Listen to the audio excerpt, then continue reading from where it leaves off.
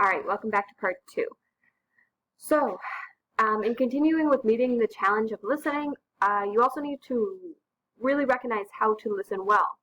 First, talk less. A lot of times, less is more. Sometimes people who are talking to you just want you to shut up and listen. Honestly, sometimes they just want an ear, they want someone to rant to. Or they want to finish their entire thought before they want a response from you. They don't want that continuous back and forth. Get rid of distractions. So go into a quiet room. Step away from the crowd and put away your phone. Put away any electronics, just you and them. Don't judge prematurely. Let them get their entire message across before you start judging or put any judgment at all on the table. And then look for key ideas. You're searching for the things that are most important to them. Sometimes I know when I'm going on a rant or in a discussion, my key points are kind of just scattered in there while there's just a lot of little, different switching back and forth of not so important information that has nothing to do with the key points. When sometimes the key point is I am frustrated or I'm sad or I'm really excited. That I add all these little details that aren't really important. And so when people bring them up, I'm like, okay, yeah, but that wasn't my point. My point is. And so you really have to be looking for those key ideas. Active listening. And then there's the types of listening responses, which I talked about before, how we go more detail into responses. This is it. Which if you've read the textbook already, which you should have before this video, you probably understood what I meant by listening responses and the types of responses. So the first type is prompting. And that's when you're kind of silent and you let your silence speak for you. Because like I said, sometimes someone just needs to rant and get things off their chest, or they need to figure something out, but really they're the only ones who can make that decision. So when you give them that silence, that pause, give them a few seconds, and they kind of process what they just said, and they're like, yeah, I know exactly what I need to do in this situation, without you even needing to really respond. Your silence is that response. So that's that prompting. And then there's questioning, which there's sincere versus counterfeit questions. So the sincere questions are trying to get more information from the speaker and trying to get deep down into their key points. While the counterfeit questioning is there's different types. You guys saw those lists. The questions that trap the speaker. Tag question, questions that make statements, questions that carry hidden agendas, questions that seek correct answers, and questions based on unchecked assumptions. So those are the kind of questions that are aimed at sending a message and not receiving a message. So trying not to gain the information that you're supposed to from the sender, but trying to send your own message at their message. And then there's paraphrasing. So there's two types, factual and personal. So factual is, okay, so this is what you're saying to me. So reiterating is what paraphrasing is. This is what you're saying to me. You said that it's a fact that you really can't afford to go out to the movies with me this weekend. Okay, that's a fact. And then there's like the facts that are more personal information. So you're telling me that you are angry about the situation. They might not say that they are angry, but the tone of their voice and the descriptions of the situation that they are giving to you tell you, hey, I'm angry about this. So you're personalizing it. You're saying, okay, so I see that I think you're saying that you're angry about this situation. You're paraphrasing what they are saying for deeper understanding of the situation. And then there's supporting, which I've lost in my notes. Give me a second. Sorry, guys. I always do this. There we go. Which obviously has different types of support. The empathizing. So that's when you share information or share that emotion. You've been through the same exact situation or similar situations where you can empathize, which is different than sympathizing. Because sympathizing is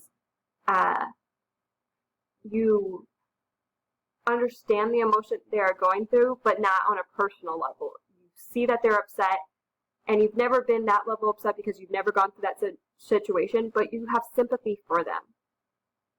You feel bad that they are sad, that they lost their cat, but you've never lost a cat, so you can't empathize with that.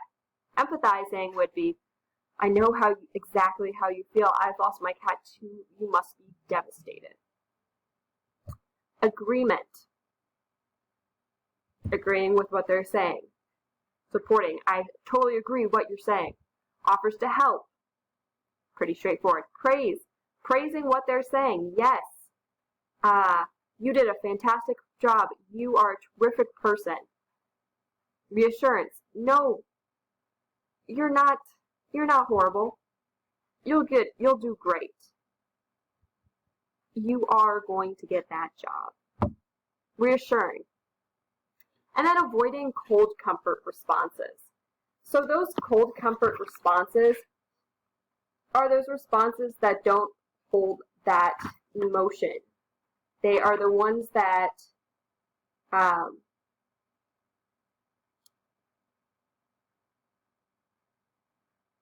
kind of sound, I'm trying to explain this in a better way.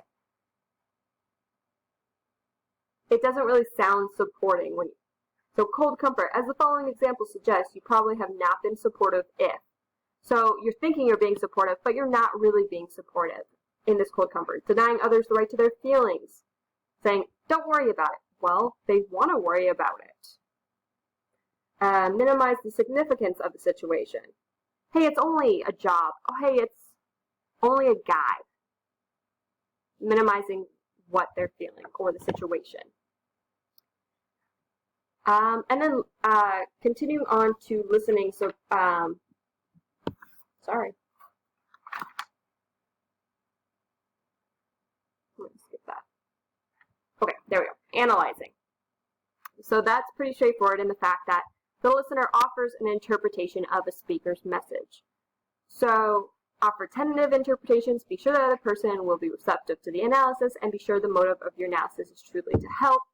Those are guidelines to effective analyzing. And analyzing is definitely different than paraphrasing, because paraphrasing is trying to gain more information, and analyzing is interpreting what they're saying into your own beliefs. So instead of saying, so you're feeling angry, I think what's really bothering you is this. It's like, well, maybe that's true, but no, I don't think that's what's really bothering me. I think it's what I actually said. So there's definitely effects of that.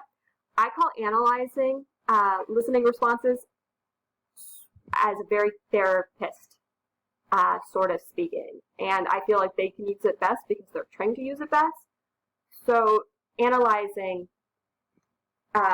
responses are very therapeutic or therapist type responses, I think. And then there's the advising. So guidelines, so you're trying to advise them or helping them by offering a solution to their problems. And then there's those guidelines. Is the advice needed or wanted? Is the advice given in the right sequence? Is the advice coming from an expert? Is the advisor a close and trusted person? Is the advice offered in a sensitive manner? So we'll go in probably in choosing the rest, in the next slide, when these are appropriate, when these different types of responses are appropriate. And advising is the biggest one, I think, that you really need to think, is this the right situation for this? But we'll get to that. And then judging, which is the last one, which goes into constructive criticism. So judging, obviously, again, that's another big one where you have to really think, okay, is this the right situation for using this type of response? Because it's evaluating the sender's thoughts or behaviors in some way. And some people just can't handle constructive criticism, and some things don't need constructive criticism or criticism at all, no matter.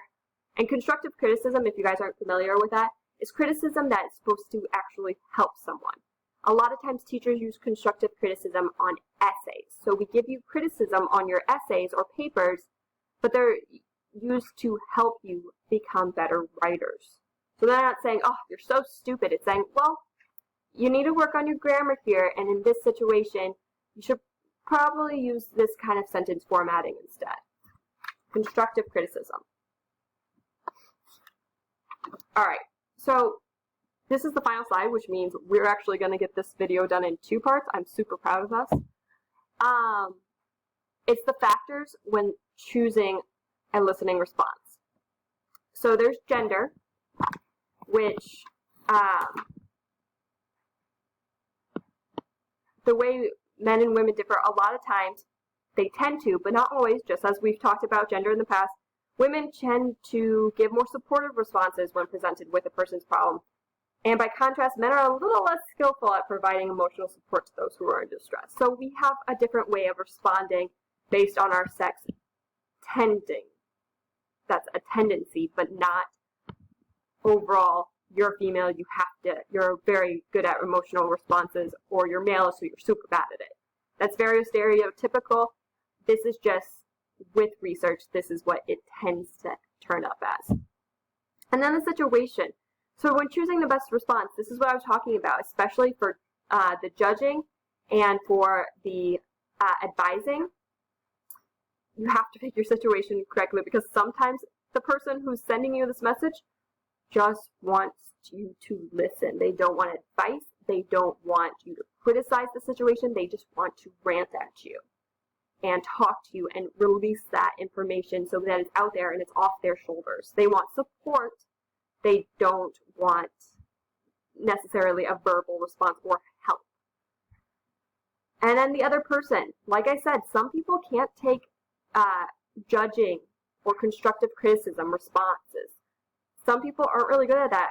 I'd like to think that I'm pretty good at constructive criticism when it comes to my writing, because I go into a writing workshop and I want to be constructively criticized. I want them to help me make my writing better.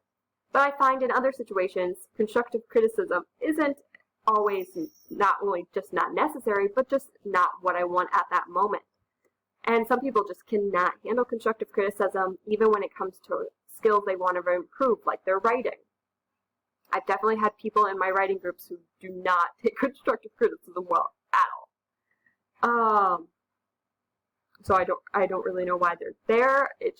But yeah. So the other person, and then your personal style. Sometimes the way you respond shows the most sincerity, and even maybe if it's not appropriate at this situation, a lot of times the senders who are communicating with you know your own personal style and know that what kind of response you'll give them. So, for instance, you know which friend to go to when you want to talk about parent issues, and you know which friend to go to when you're having issues with teachers or with your coach. And you have different friends for these because maybe they empathize better, or maybe you just want to rant at them and you don't want advice at all, and you know this friend is just a really great, quiet person who just takes this information and doesn't offer you a verbal response. But then you want to go to other situations, you want to go to the friend that gives you this great advice because they're really good at giving advice. So your personal style affects not only the people that come to you to talk to you, but also your sincerest form of response, what comes more natural to you. So that is that. I'm so happy that we made it into 2 videos, and I will see you in tomorrow's video. Have a good one. Bye.